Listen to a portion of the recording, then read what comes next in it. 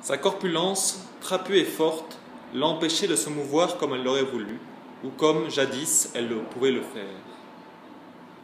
Son poids était la source de toutes ses plaintes, l'origine de tous ses maux.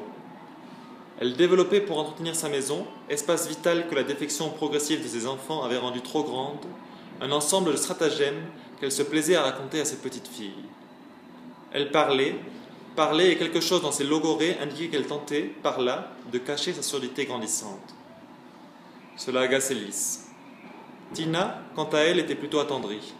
Bien que les capacités d'écoute de sa grand-mère étaient, si pas physiologiquement, du moins sensiblement altérées, ce qui, dans les moments de solitude, quand elle cherchait chez elle un espace de confession, l'attristait.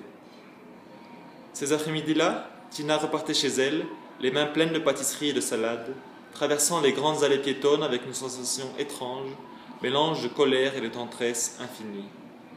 Après tout, pourquoi tenait-elle tant à ce qui la relie à Neil passe par des mots?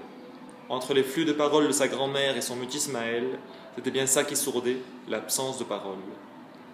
Pourquoi cette absence résonnait comme un vide, à présent impossible à combler, une insuffisance?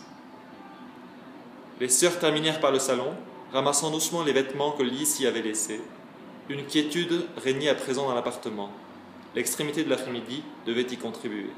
« Et maintenant » dit Tina alors qu'elle se laissait tomber dans le fauteuil, le front et les aisselles perlés d'une fine sueur. « Si nous invitions des gens pour une fête ?» Décidément, Lys avait une étrange manière d'entrer dans le deuil.